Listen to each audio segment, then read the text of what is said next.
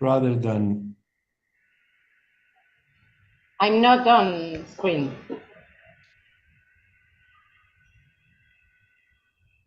But Okay. Now.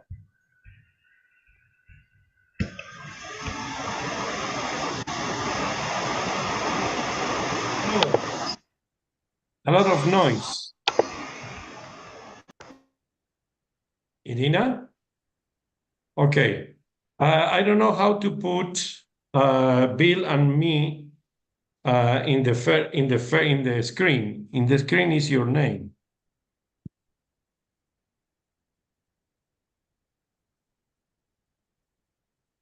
Bill, what kind of screen do you have? yeah, I have the same screen you do. I have I see you, Francisco, I see myself, and I see Irina, just her name.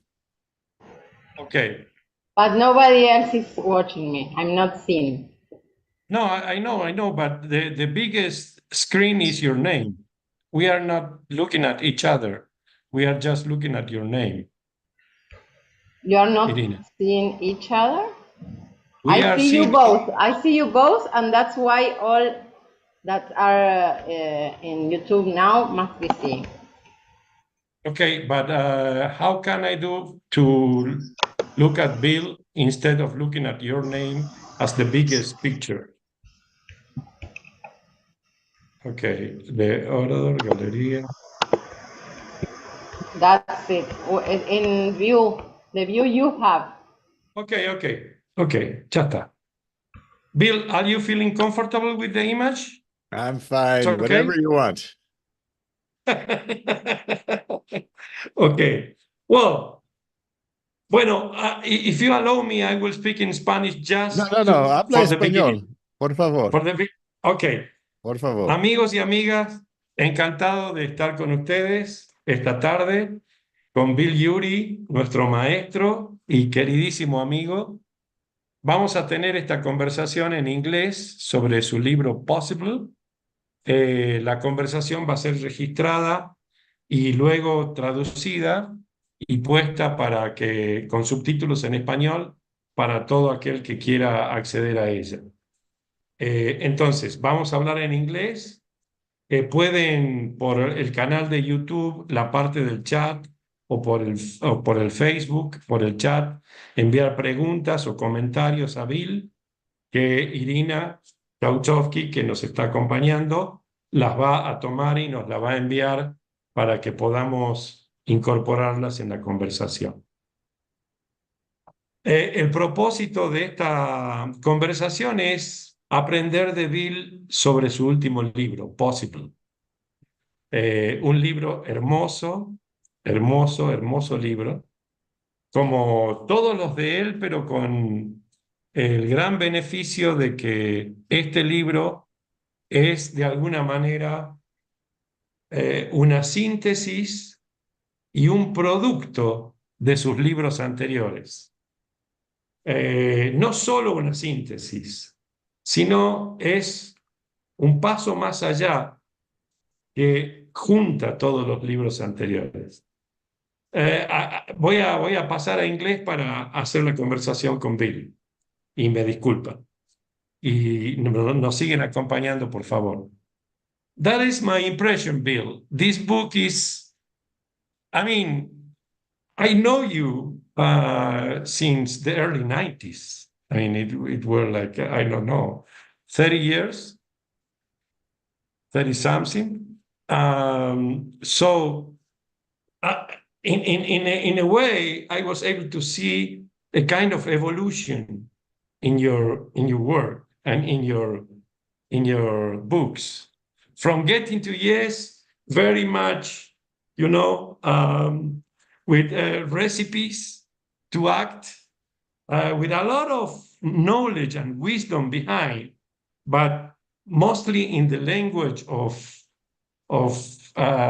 what to do and how, to the last, getting to yes with yourself, going deep into you, touching emotions and perceptions and energies, and this book that goes one step further.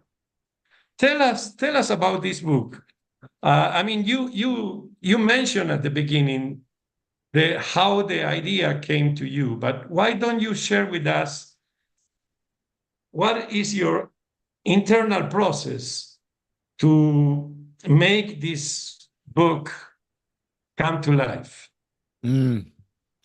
Well, Francisco, it's a huge pleasure, first of all, to be able to speak with you and to speak with our friends in Argentina. I have very warm memories of Argentina. And I know maybe people from around Latin America may be listening too. So my heart is there with you. And I remember, yeah, it's been over 30 years that we've known each other and had so many adventures together. And some of the adventures that we had together, I describe in Possible, as you know, our adventures with Hugo Chavez and others. And this book came to life a few years ago. I like to walk. That's my way of going to what I call the balcony, getting to a place of perspective that we need so much in dealing with the very tough conflicts that we face today. And I was going for a walk with my friend Jim Collins, who is a very well-known author of leadership classics like Good to Great. And he likes to ask good questions. We were high up in the mountains, and he turns to me and he says, Bill, you've been wandering around this planet here for almost 50 years, 45 years, working in some of the world's toughest conflicts. The world right now is getting very conflictual. Do you think you could sum up everything you've learned about negotiation, about resolving conflicts? And this was the kicker, in one sentence. And I said, one sentence, Jim? And he said, yeah, one sentence. He said, he gave me an example from Charles Darwin in The Origin of Species, where he was able to summarize the theory of evolution in a single sentence. Well, I like challenges. So on our next hike up in the mountains, I tried out this one sentence on him. I tried to think about, what were the things that really, for me, feel essential lessons or principles that could help us navigate in these difficult times. And I gave him the sentence, and he said, okay, now that you've got the sentence, now go write the book. And so that was the origin of it, was to look back at everything that I've learned, put it in a new context, like you say, go beyond one step beyond. There's an evolution in my own thinking and learning, because I'm a perpetual student. I'm an eternal student of negotiation and of human beings. And I always have this one question, which I've had for the last 50 years, which is, how do we as human beings deal with our deepest differences? How do we find better ways of dealing with our differences than getting into a fight in which everybody loses? As Mahatma Gandhi once said, an eye for an eye and we all go blind. And, that happens more and more today. So how do we find more creative? How do we tap into our own innate human possibilities? That's why the book is called Possible, because I believe in human possibilities. How do we do that was relevant to today, both in our personal lives, our professional lives, and then in the life of our societies and the planet? Okay, yeah, but what I noticed reading the book is that in comparison to your first books, is that you were, first of all, using more personal stories, more family stories, more I would say, very touching personal family stories in the book. It's nice and very generous on your side. Also, you collect almost all the stories I listened from you over the years, all together. I mean, the book is full of cases and situations that you are put for. But the difference with other books is that you mention emotions many times. You mention uh, to change the mind and the heart of the parties, and half a page later you say to change the heart and the mind of the parties. You mentioned perceptions and I mean all these words and notions and concepts that are somehow soft knowledge were not in your previous works. Tell us about that. Why? Yeah, it's a result of learning. And, I came out of the academy, I came out of universities and, and in universities, they prize the head, of course.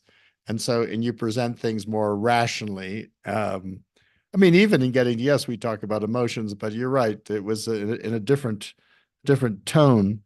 And also what I've learned is that what we need most of all right now to deal with the differences that we have in the world is well, we need to employ our hearts and our heads. It's both. It's not either or. It's both and, of course. And there's an old saying that the greatest distance in the world is the distance between the head and the heart. And in fact, that's often what we're trying to travel in a difficult conflict is to bring people more into a place where they can tap into the deepest part of themselves, because as things get more difficult, we have to get deeper. And the reason why I use stories, in particular my stories, is I thought, okay, what can I share that's about what I've really learned? And where I've really learned my deepest lessons is, of course, in my own experience, right? Rather than talk about the experience of others, which is important, but I chose in this book to really dwell on my own experience. And of course, the most difficult conflicts I face, and perhaps any one of us face, are not the conflicts, however difficult it might be to negotiate with Hugo Chavez. It's to negotiate with your family, with yourself. This is the paradoxical thing about conflict, is that the more internal the situation, the more difficult people perceive it to be, and that's certainly true for me. Yeah, and it is. Yeah, please go ahead. Now, the only thing I'll say is that there's something about in this book I really tried to. I have a framework, I have a journey. There's a framework, there's a map, but the stories are what really communicate, because they communicate nuance, they communicate context, they communicate the things that are you might not be able to communicate with just a methodology, a way that people get an aha. Oh, that's it. That's what I'm looking for is those ahas of like that little shock of recognition of from your own experience of, oh, that's what works. Oh, that's why it works, because it's not about recipes in the end. It's much deeper than that. It's a way of, it's a mindset. It's a way of being. It's a way of feeling that you bring into these situations, because they're very complex. They're very unpredictable. Human beings, we are not just rational creatures. We are probably mostly emotional creatures. So if we're going to deal with our differences, we have to reach people through the emotions as well as through the mind. Yeah, that is another thing that struck me reading that how less attention are you putting to the structural causes of conflict and the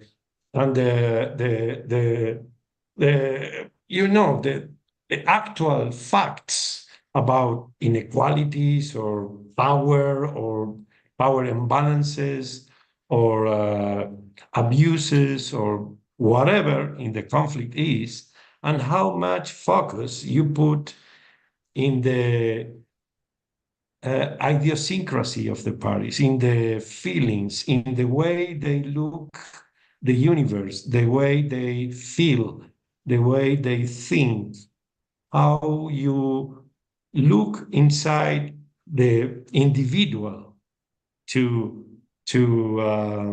explain the point that you are showing, no? If you allow me, I will put the circle because it's a beautiful map. It's a very beautiful map to use that I really want the people to know that this is in the book is very good. These are the questions. This is The Circle of Possibility by William Ury.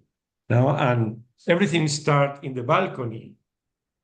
And I like it very much. You define it as a victory with ourselves when the focus is on I, myself. And the zoom in chapter is incredibly beautiful. I know it is. There was a lot in getting to yes with yourself, but this time you make this and you use these sentences like in the pause you said the a pause to how it is the pause to choose and a choose to pause. Why don't you explain a little the balcony, zoom in and zoom out? Because we know this, the ideas behind this. We read your books, but you put something else here. Well, if you think about it, you know, the conflict is in the middle of the circle there, those two arrows facing each other, right? And then we tend to focus right there in that little black space there. And of course, there's not much space, and it doesn't seem somehow the idea of looking for possibilities, you know, when after all these years, people ask me, you know, working in Middle East and Ukraine and Korea and Colombia and Venezuela, all these places, the Cold War, you know, are you an optimist or are you a pessimist? And I like to say, actually, I'm a possibilist. And in other words, I like to say, you know, I don't know what the future brings. No one knows what the future brings, but I know what exists right now in the present, which is there are these possibilities inherent in any situation that we might not see. But if we can expand out into the circle of possibility, then you might see things that you might not have imagined before. And you can help the parties find those if you're a mediator, as many of you are. And it all starts with the balcony, as you were mentioning. It all starts with the balcony, which is just this metaphor for a place of calm and perspective where we can keep our eyes on the prize. In other words, what's most important to us, what's most important to the parties, the underlying interests, the underlying needs, the underlying drivers, the underlying motivations, and see the larger picture. So balcony, to me, is an inherent human superpower. It's inherent in all of us. We just need to wake it up, as it were.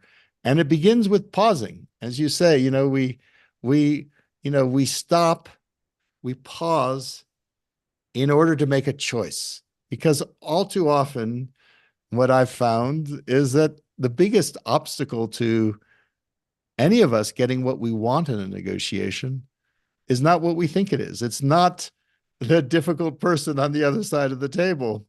It's not the difficult parties.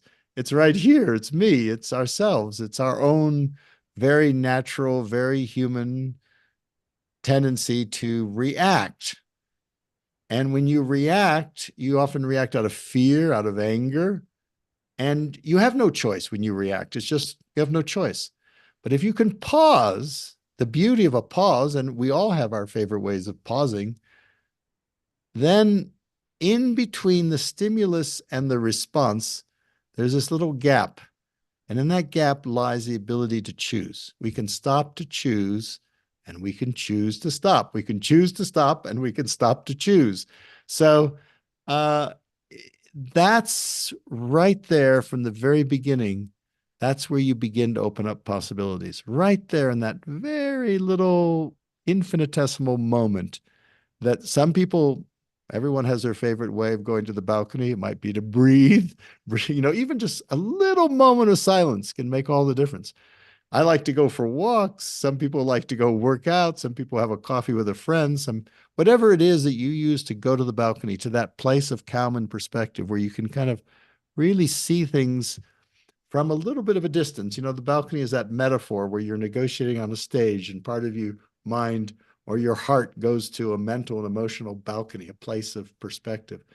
That little mental, emotional, even spiritual state is where that's where new possibilities emerge. And so it all starts by stopping. That's the best way to start a negotiation, is to stop. It's to pause. How you start? Stopping. That's it. Excellent, excellent, excellent. And then the bigger picture. Zoom in to Yeah. yourself, Yeah. the interest, Yeah. the underlying needs. I like the way you use the future and you use the questions. I mean, you put in this book a series of questions in many different cases, and you show in the writing the power of questions. Right. Why don't you elaborate a little more about For sure. this? You know, we often think of negotiation as making statements. You know, okay, I'm going to make a statement, then you make a statement, and I make a. But actually, for me, effective negotiation is even more about asking the right questions. Because by asking the right kinds of questions, open-ended questions, you can, again, you can reframe, you can get new perspectives, you can move the spotlight, you know, from, you know, the blame game to how do we deal with it? And as you mentioned, you know, you can move the spotlight from right now, everything seems to be constricted, no way out. But if you move out to the future, you know, you move 10 years out or 20 years out and just expand your perspective. You know, I find in a lot of conflicts, people can't agree at all right now about the situation. But if you say, you know, think about your children for a moment, you know, let's say it's 10 or 20 years out now. What kind of future do you want for your children together? Then people can think, well, we want our children to be well, we want them to be this, we want them to be happy, educated, whatever, healthy, safe. There's a lot more agreement on that. And then you can then, on the basis of that, come back to, okay, so how do we begin? What do we need to do today to build that kind of future for our children? So that little zoom out, it's almost like a camera. We have these, like a camera lens can zoom in, you know, zoom into the, you know, really deep. What do people really want? But then can zoom out and take that larger perspective. Look at the future, for example, is one way of zooming out. Excellent. Excellent. So the balcony is a place to stop, to choose. It's a place to zoom in, go deep, and it's a place to zoom out and get the bigger picture. And these movements are in sequence, you say, no? Yeah, There is a sequence here, a kind of sequence. exactly. It may not always be a temporal sequence because you go back and forth, but it's a logical sequence. You cannot zoom in unless you've paused. So pausing allows you to zoom in. Pausing and zooming in allows you to zoom out, because when you pause, pausing is like the foundation. Without that, you can't zoom in and zoom out, right? You've got to stop first in order to, look within, zoom in, figure out what's really wanted here. What are the true interests here? What are the true drivers? What do people, what it really matters to people? And once you've zoomed in and identified what matters to people, then you can zoom out and say, okay, so what are the strategies? What are the scenarios? What are the ways in which you could actually meet the interests of all sides? So pause, antecede, zoom in, antecede, zoom out. And then once you do that, then you zoom out, you pause, you zoom in, you can go free form, but it all starts with pausing. You can't do anything unless you pause first. Okay. Also, you incorporate in the idea that assumptions, our own assumptions, usually limits our perspectives, no? Right. And in order to know your assumptions, you need to pause and zoom in. That's it. Absolutely. No? You've got to, we assume many things. We assume, for example, one simple assumption in negotiation, we assume that the goal is to reach agreement. Yeah. But is that really true? No, I would suggest the goal in negotiation is not always to reach agreement. The goal in negotiation is to satisfy your interests, the interests that you've uncovered by zooming in. Because sometimes it can be a perfectly satisfying negotiation if both sides come to the table, they realize that, each can do better by going off and making agreement with someone else. With their own BATNA. With their own BATNA, exactly. BATNA is something that you get by zooming out. You zoom out and say, oh, it's not just the agreement. You have a BATNA, you have a plan B, you have other alternatives. And that could be fine. Sometimes people are better off without an agreement.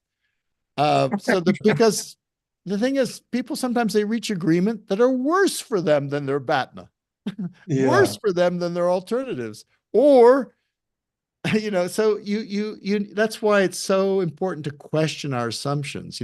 We sometimes, in the book, I give an example of my very first big negotiation where I was involved between coal miners and the managers and in the coal mines, and there were bomb threats and guns and strikes and the workforce was jailed, and it was very, tense. And, our assumption was if we get agreement with the union leadership and agreement with the management, we can solve this. Well, we got an agreement, only to discover that the agreement was rejected by the miners themselves. Our assumption was you work with the union, you work with the leaders on both sides. No, there's not just one table in the negotiation. There are actually at least 3 tables. There are the internal tables of each side. And what we neglected, we thought the union leadership spoke for the miners, and in some sense they did, but in another sense, we reached an agreement, and then there was a vote by the miners, and almost unanimously they rejected the very agreement that their union leadership had reached, not because it wasn't a good agreement. Again, that was the assumption. If you get a good agreement, that'll be enough. No, it's because they didn't trust management. And anything that management put their signature to, it must be a trick. It was too good to be true, so just reject it. And so you need to be able to see that larger picture by how? By zooming out, by saying, okay, it's not enough just to talk to the leaders. I had to go down inside the mine and talk to them and listen to the miners, because they were the true decision makers.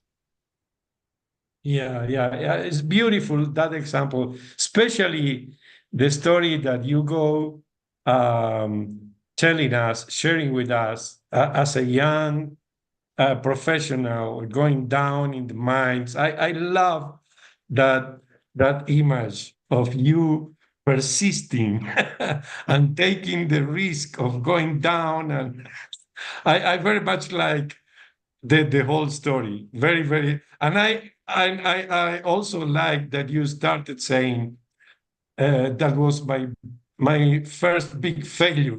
That's right. My first big failure. Exactly. I have lots of failures. We learn from our failures. Failures are just simply occasion to learn lessons. And believe me, in these very difficult negotiations, you have many more failures, at least in the immediate, than you have successes. As one mediator, I quote George Mitchell, said, he worked on Northern Ireland between the Catholics and Protestants and the wars. And he said, I had 799 days of failure and 1 day of success.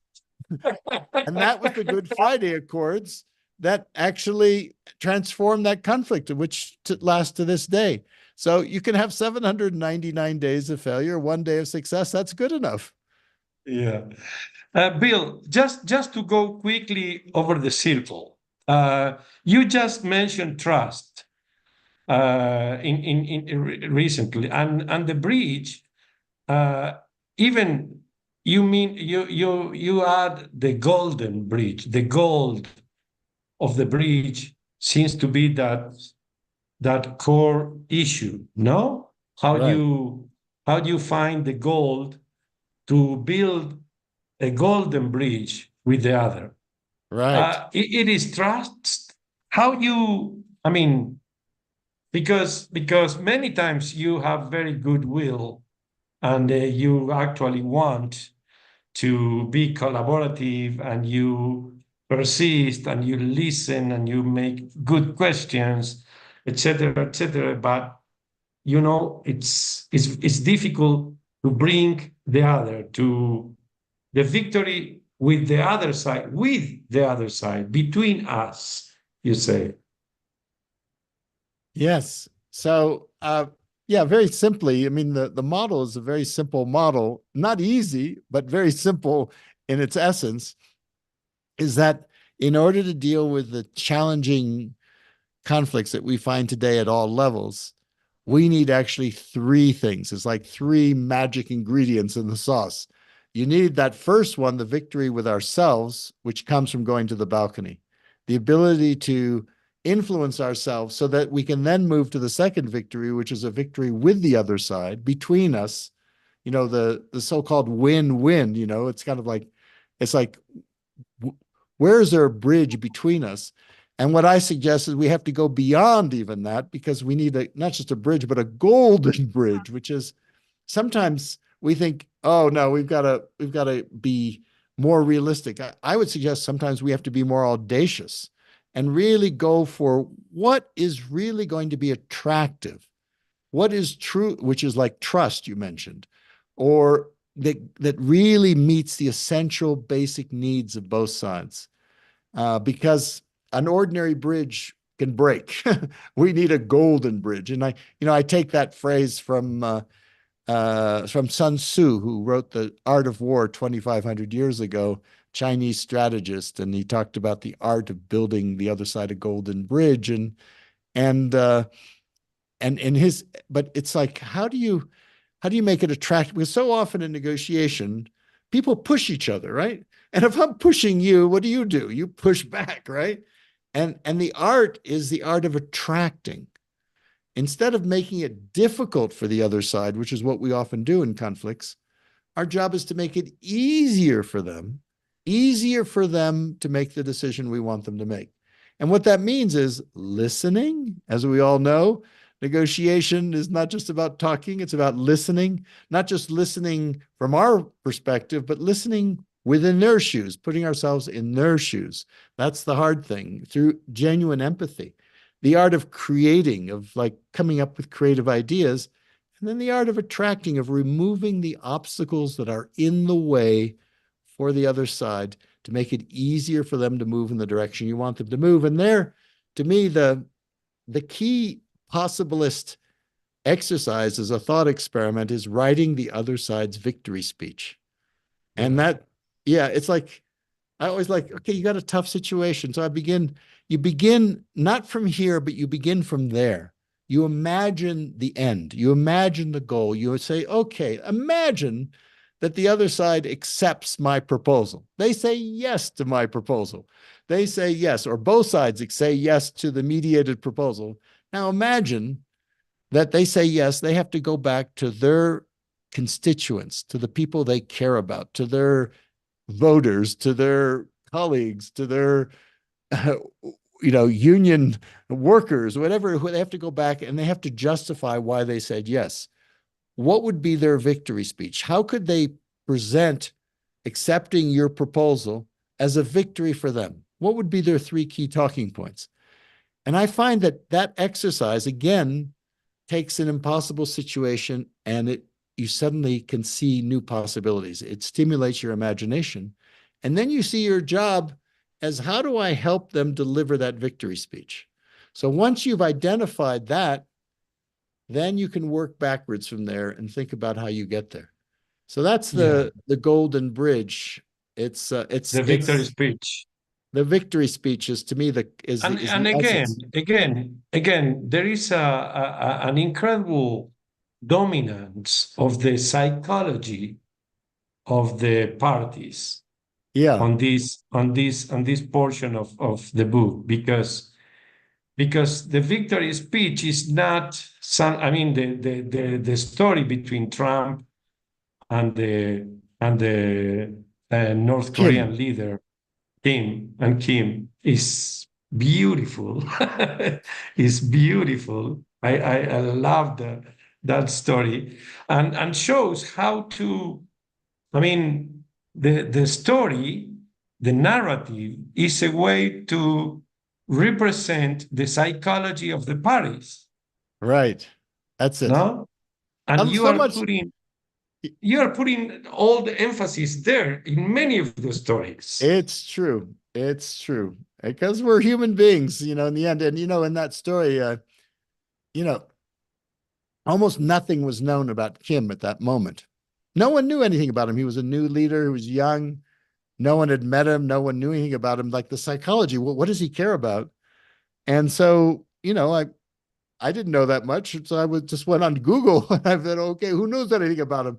And the only person I could find out who knew anything about him was a retired American basketball player by the name of Dennis Rodman, who'd been a champion basketball player together with Michael Jordan, on the Chicago Bulls. And it turns out Kim, when he was a high school student, loved the Chicago Bulls. And so Rodman had been over there and they'd been friends. So I decided, if I'm going to learn anything about Kim, I need to track down Dennis Rodman. He's not an easy person to meet. he's very I eccentric. love the story. He's eccentric. So, it took me a while, months, who do you know? Who do you know? Who do you know? Whatever. Finally, I got this invitation to a house there in LA and to show up for pizza with Dennis Rodman, but he wasn't there. He was out partying, out, having fun with his friends and his friend who offered to introduce me to him said, well, I don't know, maybe you could stay over tonight, cancel your plans for tomorrow. And maybe he comes back in the middle of the night, you can catch him then. And I thought, well, gosh, I had to change all my plans, but I thought, okay, how do I do this? But I thought, look, he's the only one who knows Kim. There's possible nuclear war. We need to find out. Anyway, make a long story short, the next morning, I was able to meet Dennis Rodman at breakfast. He said, bad day, mad day. What do you want? And I said, well, you're the only one who knows Kim. And then in that next hour and a half, he told me the story of how he'd met Kim, how he'd held Kim's baby. He got to know Kim, and then Kim had told him that his dream one day, and this goes back to psychology, as you're saying. Kim said to him, my dream one day is to walk down Fifth Avenue in New York, go to Madison Square Garden, and watch the Chicago Bulls play the New York Knicks. And I thought, bingo, that little tidbit right there is a little insight into someone that no one knew. And it just is revealing that he's very antagonistic towards the United States and towards the West, but he also has this love. And maybe could we make his dream come true? And, it was so interesting to me. And, that helped me write Kim's victory speech. What would Kim's victory speech would be in which he decided not to go to war with South Korea and the United States, but actually to stay in a peaceful relationship. And so it's those little bits of psychology are absolutely critical. And we often miss them because we think that everything is about power and resources and everything. Of course, that's all true. But in the end, it's decision makers, and these decision makers are all human beings, and they liked basketball when they were young and whatever. And you've got to find those little avenues into people's hearts. Excellent. I love that, and that resonates with the work we do with, people. We are working with people, even if they are presidents, dictators, union leaders, or whatever. No, they function as human beings. No? Yeah. No, you remember, when we were meeting with President Chavez, at one moment, course. Yeah. At one moment, we were in his palace there meeting with him. And I asked him, what could the opposition do? Is there anything the opposition could do that would send you a signal, signale, signal that they could maybe begin to be trusted? And he said, you know what they could do? They own the private media.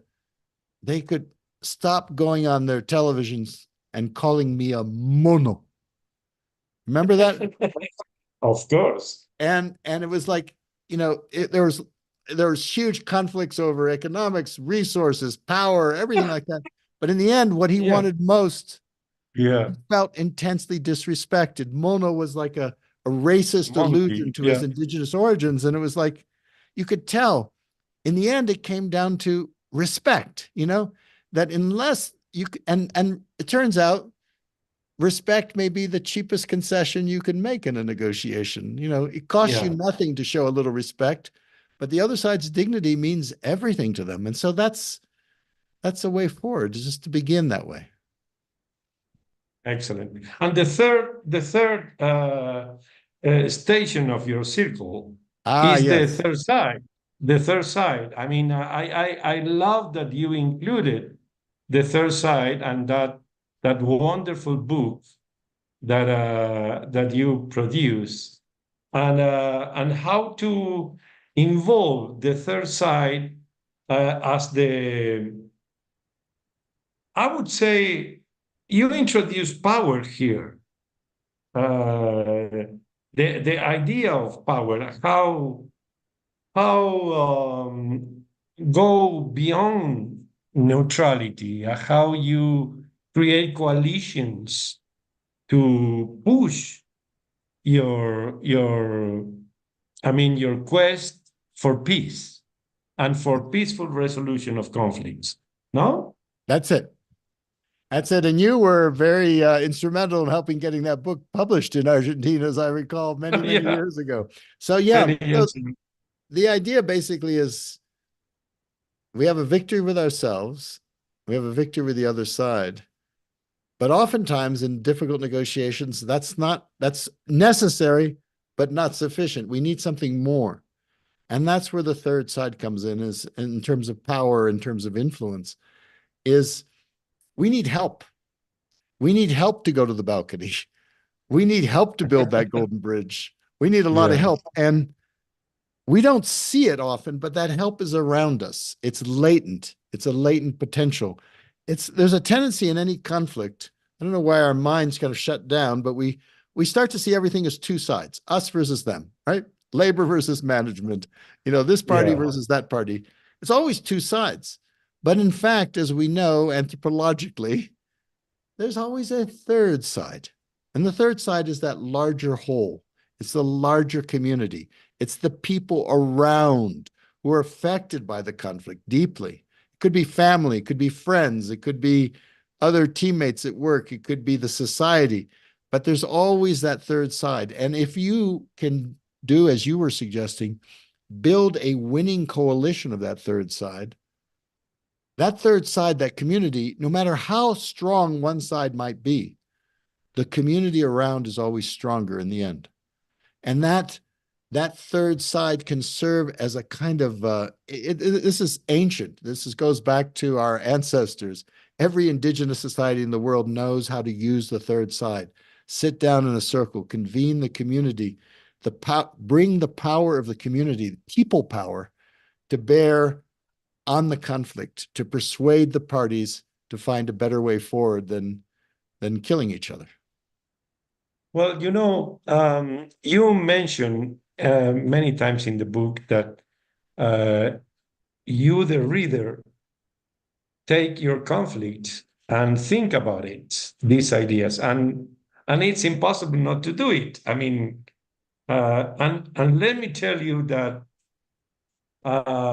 it is very challenging. I was thinking about some of my own conflicts, going through the balcony, the golden bridge, the third side, what you actually need, and what is the victory speech of the other. And it's very, very useful, but challenging, because when you are in a conflict, you want to be in your comfort zone, knowing that you are right and the other is the one who needs to move. So let me tell you that, every piece of your book is very useful for our own conflicts and also for understanding how we as third parties, mediators or facilitators or even negotiators, can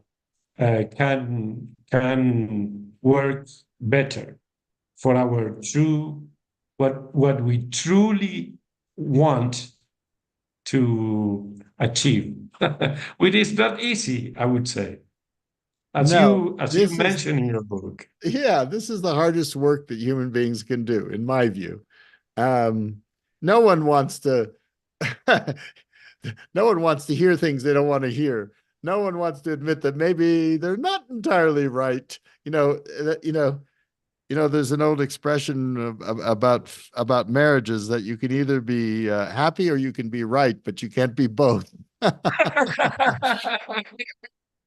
And It's very good. and and the truth is, how do we shift out of that part of the mind that gets trapped in blame, the blame game, the game of mutual accusations? I remember, gosh, when I was working with Soviets, Americans and Soviets, we would bring them together, policy officials, and every dialogue, it would begin with blame. You Americans, you did this, this, this, this. You Russians, you did this, this, this. So I decided, okay, next time we had a meeting, I scheduled a session. The very first session of the 2-day dialogue was the title was Mutual Accusations. And I set it for 6:30 in the morning. Anyone who wants to show up for 2 hours between 6:30 and 8:30 in the morning, deliver all your mutual accusations. Everyone else who wants to have breakfast, show up at 9 o'clock. You can skip that session. Beautiful. Beautiful. Well, you underline in this book, which was not so eloquent in the previous, the relevance of the environment, the context, the space, the way you create the situations for people to go through change. No, Right. and that is also many times. I mean, people don't put attention to that, and it's very, very relevant too. Very important. I Yeah. have I have some questions that my colleagues put for you. Okay. I will. Yeah. So you already answered some of them. But I wanna be fair with them and put these questions. This one is, well, what motivated you to write this book and how would you define it? Is a summary of previous knowledge or is it the result of a new search? Uh, we talk a little about this. Yeah. And the Yeah, answer is it's both. It's a summary of previous both. knowledge, and it is the result of a new search because I'm always learning. I'm always Yeah. learning, and the world is changing, and what's needed is changing. So it was both. I'm building on what I learned in the past. I'm trying to distill it to its essence, like capture it in a single sentence, and then take it further. What's the new frontier? What's the new frontier of negotiation and conflict resolution? That's what I'm looking for. And I think the new Okay. frontier, incidentally, is we tend to think of negotiation as like individuals, like there's the parties, but there's the individual mediator. I think increasingly we have to think of mediation and everything as a team sport, like football or whatever. It's like a team sport. You need a team because these conflicts are so complex. Yeah. You need collective intelligence, collective influence. You need the third side. I use the term swarm. It comes from biology, but it's like, bees or like birds, like small birds. When there's a hawk attacking their nest, 30, 40 small birds will get together and they drive the hawk off, because there's strength in that numbers in that community. So we need to learn to mobilize collective intelligence collective influence to bring the critical mass of leverage necessary to transform these really difficult conflicts that we face. Yeah. Yeah, well, more practical issues. How do you remember the case you Yeah, use as examples? Do you keep a record? I Because do. I was shocked to see time, names, very, very small details of some situations that I knew. How It's do you true. do? Well, I try. Well, the thing is, in negotiation, as you know, it's really important to prepare. So we prepare, you prepare a lot, prepare, prepare, prepare. I think it's equally important to learn after the situation, not just to go on to the Oh, next one, but to take time to really debrief. And so, yeah, I debrief it. I take notes. I dictate because sometimes it's good. easier. And so, yeah, so I was drawing on old notes that I had from years ago because the memory starts to fade, but the notes remain.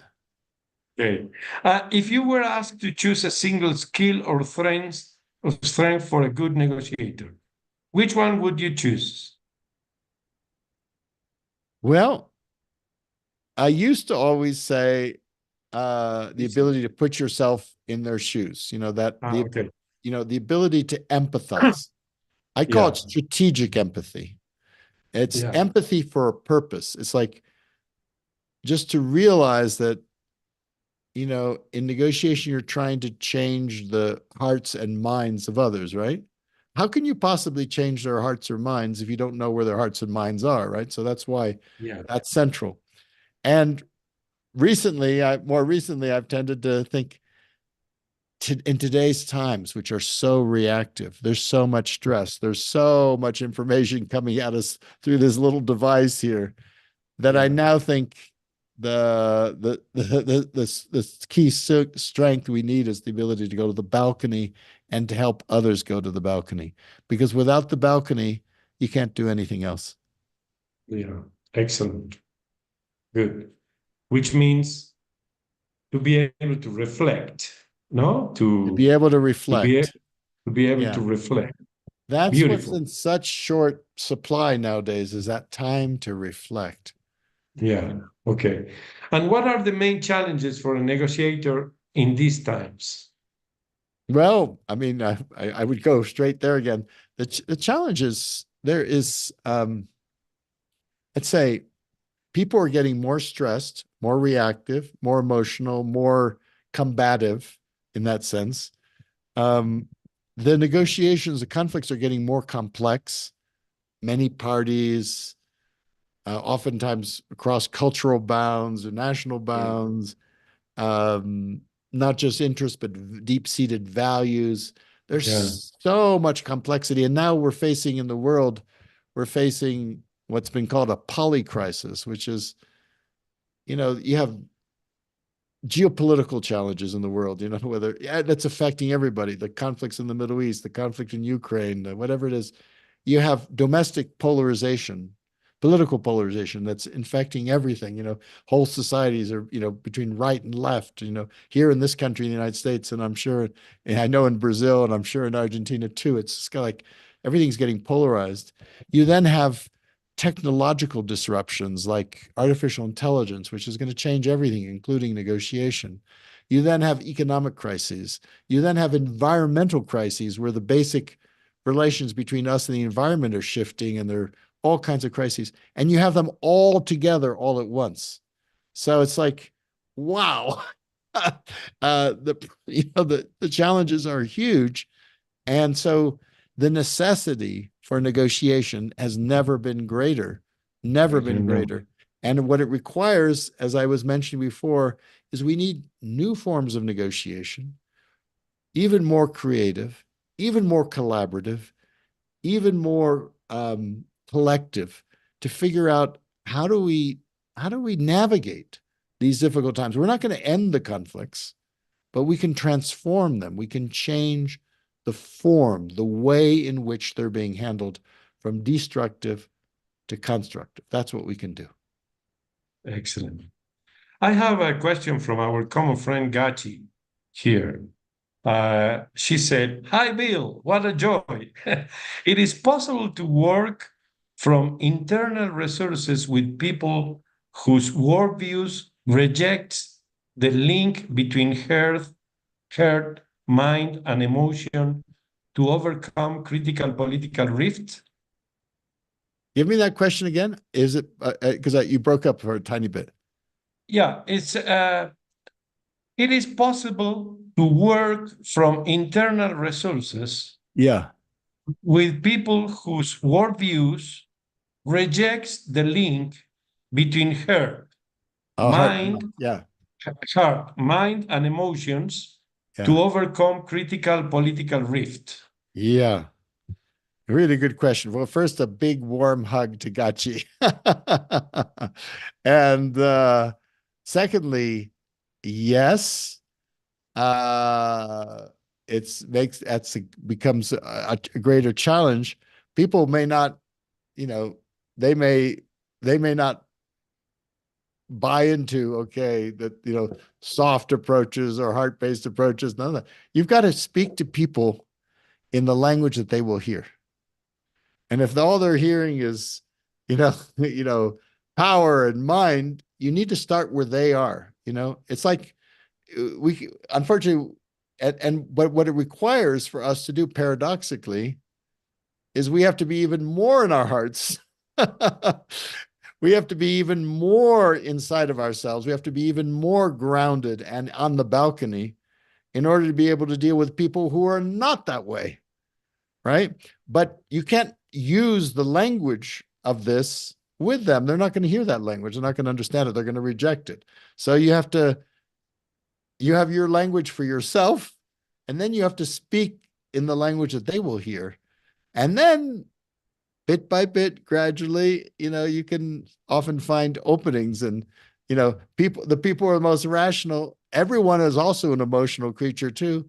You can look for those little opportunities where things can shift. I give an example in my book where it comes from President Carter, with whom we both worked, great, great man. And he always liked to tell the story of the first Camp David back in 1978. It was like they were just about to reach agreement, and then it all blew up at the last moment, which often happens in negotiations. There's a big blow up at the end. And the Israeli Prime Minister, Menachem Begin, got furious about some issue, a side letter to do with Jerusalem.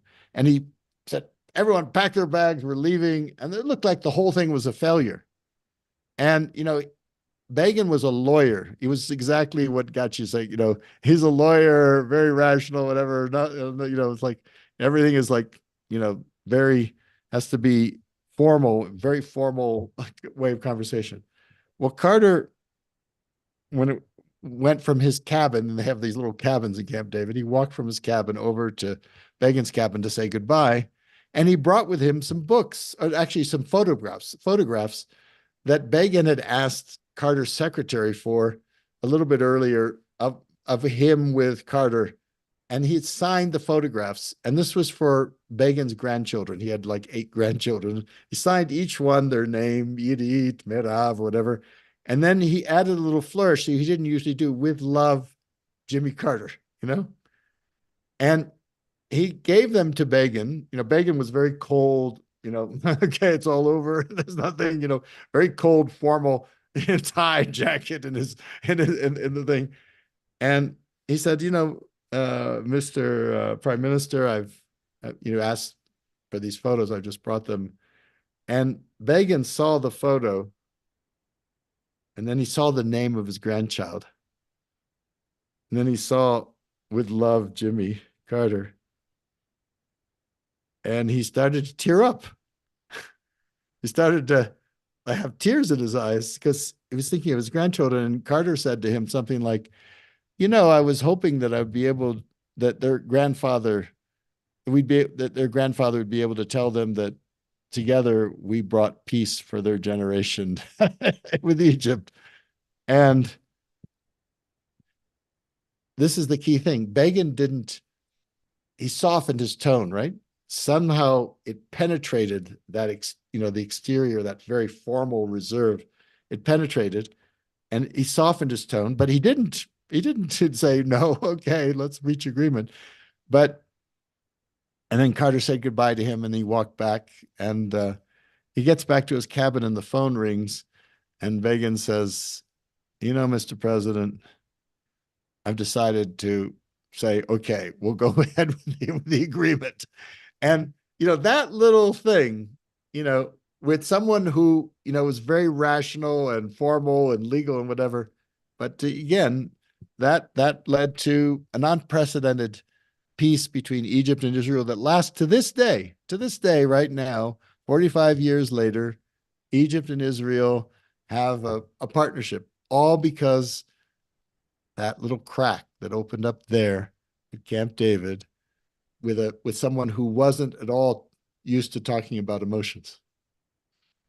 But Bill, what about violence and social injustice and structural causes?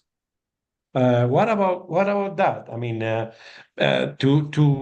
say and this was one of the questions of a colleague. If you say it is always possible, it doesn't attack or it doesn't threat the visibility of social injustices or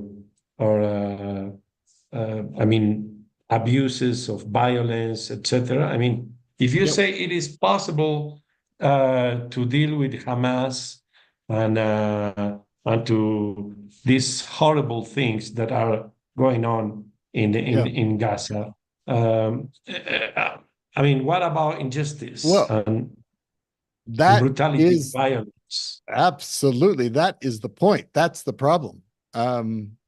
In my view, here I am speaking as someone who's spent his life, in the field of conflict and conflict resolution.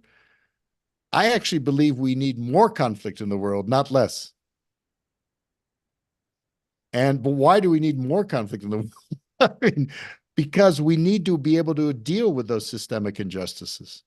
We need to be able to deal with those violations, incredible human rights violations. Only through conflict can we do it. The question isn't about, no, let's just all reach agreement. The question is, how do we deal with our differences? How do we deal with Hamas? How do we deal with all those things? How do we deal with all the atrocities that are going on in the world today? We need to lean into them. So I think we can't avoid them, and we can't just be, optimistic. Everything is, this like this. That's why I say I'm a possibilist. It's like a possibilist is someone who looks at the negative possibilities right in the eye. The brutality, the injustices, the systemic inequities is a realist who looks at the negative possibilities, and then on the basis of looking at the negative possibilities, then says, okay, in the midst of all this, where are the positive possibilities? Where can we make a little bit of progress here, there? Where are the levers of how we do it? So to me, a possibilist is not just a sunny-eyed optimist. And the reason why I'm a possibilist is not because it's just a kind of, it's because I've seen it happen with my own eyes, as you have.